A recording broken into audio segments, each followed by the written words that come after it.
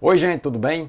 Sejam bem-vindos aqui ao canal Conversa do PH nesta sexta-feira à tarde, sexta-feira santa. Eu gostaria de inicialmente pedir que todos nós fôssemos capazes de no dia de hoje tirarmos alguns minutinhos para fazer uma breve reflexão sobre a vida, sobre a importância da vida e rezar um pouco por aqueles que se foram em função dessa grave doença que tem acometido a população brasileira e a população mundial desde o ano passado até agora. Eu acho que seria muito bom que nós pudéssemos fazer essa ação, essa reflexão no dia de hoje. Eu sou o Paulo Henrique, biólogo e dentista, mestre e doutor em microbiologia e imunologia e professor universitário. E vou falar hoje sobre uma nota da Organização Mundial da Saúde que foi publicada no dia 31 de março, antes de ontem, não recomendando a utilização da ivermectina como tratamento precoce para a Covid-19, exceto em ensaios clínicos conduzidos por equipes de pesquisadores devidamente autorizadas. Bom, mas antes de começar a falar sobre a ivermectina e a nota da Organização Mundial da Saúde, eu queria mostrar para vocês o trecho de uma entrevista de um empresário carioca em relação à ivermectina. Acompanha aí. Tem que ser dito também, o Covid veio para ficar. Todos nós vamos pegar Covid, não tenha dúvida. Mas tem que fazer o tratamento precoce, não é?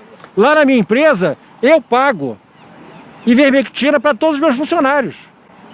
E já teve casos de funcionários que pegaram Covid, foram tratados às minhas custas e não faltaram um dia sequer de trabalho. Pois é, gente, e uma série de instituições no Brasil e no mundo vem recomendando a não utilização da ivermectina e outras terapias profiláticas, terapias precoces contra a Covid-19, por entender que os estudos científicos mais robustos da atualidade apontam que não existe nenhum tratamento eficaz contra a Covid-19, nenhum tratamento que mate o coronavírus. A própria Associação Médica Brasileira, a Sociedade Brasileira de Infectologia, já haviam se manifestado no início do ano por meio de notas oficiais, não recomendando o tal do tratamento precoce e recomendando sim a utilização de máscaras, o distanciamento social, a higiene das mãos, como medidas para evitar a disseminação do vírus até que as vacinas atinjam a maior parte da população.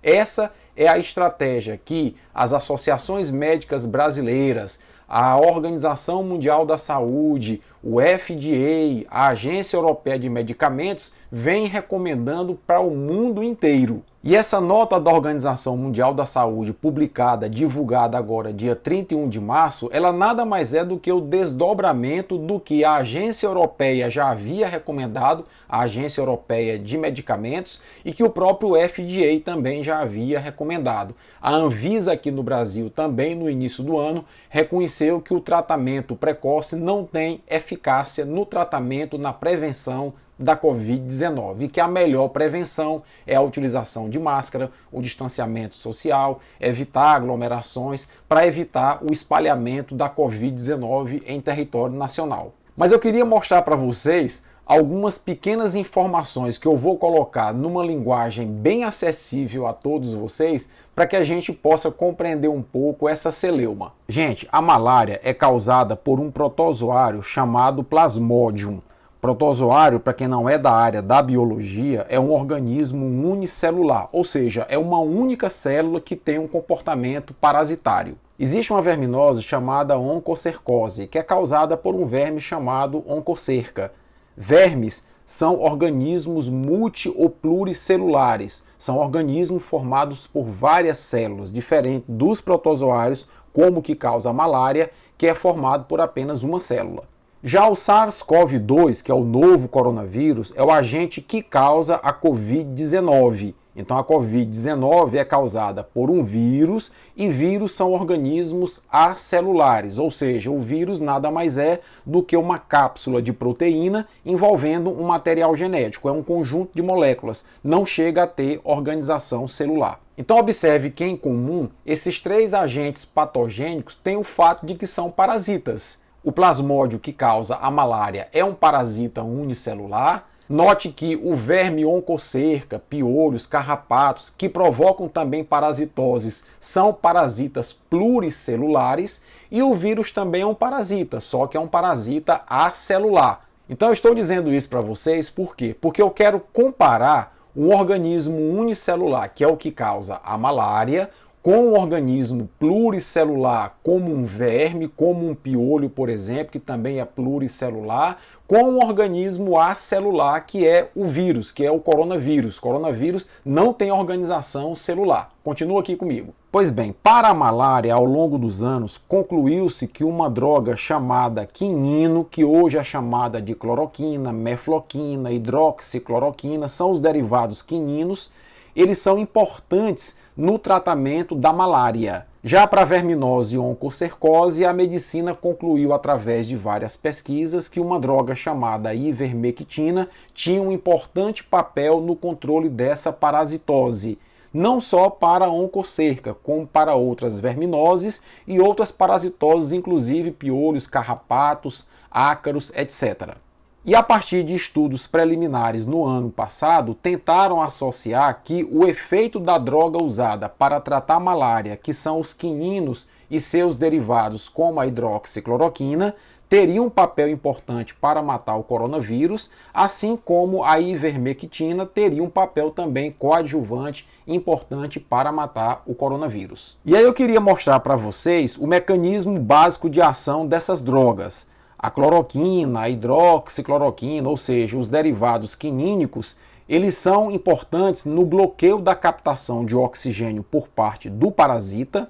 E a ivermectina, que é um outro antiparasitário que mata vermes, mata piolhos, carrapatos, pulgas e ácaros, ele é importante porque atua como um bloqueador neuromuscular. E qual seria o efeito dessas duas drogas sobre o novo coronavírus? Então, essa é uma grande questão que os estudos não conseguiram responder e a Organização Mundial da Saúde baseou a sua nota emitida no dia 31 de março agora em 16 estudos randomizados duplos cegos espalhados pelo mundo inteiro envolvendo mais de 2.400 voluntários, demonstrando esses estudos que a ivermectina não tinha eficácia na prevenção, no tratamento da Covid-19. E aí é importante que a gente entenda o seguinte: quando eu falo em cloroquina e hidroxicloroquina, eu falo em uma droga que, quando é administrada em pacientes com malária, vai atuar no plasmódio, que é o protozoário que causa a malária,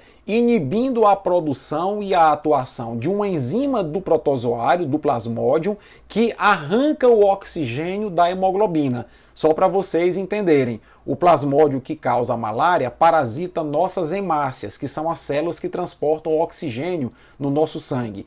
Isso porque o plasmódio é um ávido consumidor de oxigênio. Ele parasita, portanto, a hemácia porque a hemácia transporta oxigênio. E ele produz uma enzima que arranca o oxigênio da hemoglobina para que ele, plasmódio, se multiplique. A cloroquina e a hidroxicloroquina dificultam a produção dessa enzima e o plasmódio, sem conseguir produzir essa enzima, não consegue tirar o oxigênio da hemácia e não consegue se multiplicar. Termina morrendo e a malária termina sendo tratada com a cloroquina e com a hidroxicloroquina. A grande questão é que o coronavírus não precisa de oxigênio. Esse mecanismo de atuação da cloroquina e da hidroxicloroquina, que serve para combater o plasmódio que causa a malária, não vai ter efeito sobre o coronavírus, porque o coronavírus não precisa e não depende de oxigênio. Outro ponto importante sobre a ivermectina agora é o seguinte: o mecanismo de ação da ivermectina, qual é? Ela é um potente bloqueador neuromuscular. Como os vermes, os carrapatos, os ácaros, piolhos e pulgas são organismos pluricelulares, eles têm tecido muscular. E ao administrar a ivermectina em pessoas que tenham vermes ou piolhos, ou em animais que tenham carrapatos, pulgas, ela vai agir como um bloqueador neuromuscular, dificultando a locomoção dos vermes, piolhos, carrapatos e pulgas e levando-os à morte. Acontece que o coronavírus não tem tecido muscular. Então esse mecanismo de ação da ivermectina sobre o coronavírus que não tem tecido muscular também estaria comprometido. E aí você me pergunta, e o efeito off-label? Bom, efeito off-label é aquele efeito de uma droga que é utilizada para um certo fim, mas que demonstra ter um efeito por tabela para outro fim. E aí, nesse caso, ela é utilizada para esse outro fim. Acontece que até hoje nenhum dos estudos conseguiu demonstrar a eficácia da cloroquina, da ivermectina para matar o coronavírus. Até porque eu acabei de demonstrar aqui que os mecanismos de ação da cloroquina e da ivermectina nada tem a ver com a estrutura molecular de um vírus, que nenhuma célula é. Então, quer dizer, é muito complicado você tentar associar o efeito, o mecanismo de ação de drogas que foram desenvolvidas para doenças causadas por organismos celulares em um organismo acelular. Eu digo para vocês que a ciência até hoje encontrou pouquíssimos medicamentos que sejam eficazes contra os vírus, exatamente porque os vírus são apenas um agregado de moléculas. Os vírus não são sequer células e por isso mesmo é muito difícil encontrar drogas que são antivirais, ou seja, que inibem a multiplicação do vírus. É bom também compreender que qualquer parasita, independentemente do plasmódio que causa malária, independentemente de vermes, carrapatos e piolhos, e independentemente do coronavírus, eles têm um grande objetivo na natureza, um grande objetivo evolutivo, é se multiplicar na maior quantidade possível para se perpetuar na natureza. Então, na verdade, toda a estratégia desses organismos chamados parasitas, quer sejam unicelulares, pluricelulares ou acelulares, como o coronavírus, está na estratégia de se multiplicar e garantir a sua perpetuação. Nessa perspectiva, até hoje o que a ciência encontrou para tratar viroses é exatamente estimular o próprio sistema imunológico do organismo a produzir anticorpos e células de defesas que matem ou inibam a multiplicação dos vírus. Para isso, as vacinas representam a grande solução. Desde quando foram descobertas, as vacinas têm contribuído para controlar viroses e para erradicar viroses do nosso convívio. É por isso que nós devemos continuar apostando nas vacinas e não nas terapias milagrosas que até mesmo médicos andam divulgando nas redes sociais. Para isso, é importante que a gente se conscientize do seguinte: enquanto a vacinação não atinge o grosso da população, os 70%, 80% da população que serão necessários para que a população esteja imune e barre a circulação do vírus, no caso a chamada imunidade de rebanho, é necessário que a gente se proteja, é necessário que a gente evite aglomerações, que a gente mantenha a higienização periódica das mãos, que utilize máscara sempre que estiver em público e que mantenha um certo distanciamento das outras pessoas. Assim, a gente controla o espalhamento do vírus enquanto as vacinas continuam a ser aplicadas na população e a gente consiga finalmente atingir a imunidade de grupo, a imunidade coletiva ou imunidade de rebanho e consiga barrar a circulação do coronavírus. Países que estão utilizando essa estratégia como estratégia prioritária serão os países que vão primeiro superar a pandemia de Covid-19 e que terão as suas vidas normalizadas. Eu espero ter podido ajudar vocês a compreender um pouco melhor essa polêmica sobre o tratamento precoce e espero que vocês possam adotar os conselhos que a gente está dando aqui no canal para que a gente possa vencer essa pandemia e esse momento difícil que todos nós estamos enfrentando. Se você acha que esse vídeo é relevante, compartilhe para que ele possa ser distribuído para o maior número de pessoas aqui dentro do YouTube.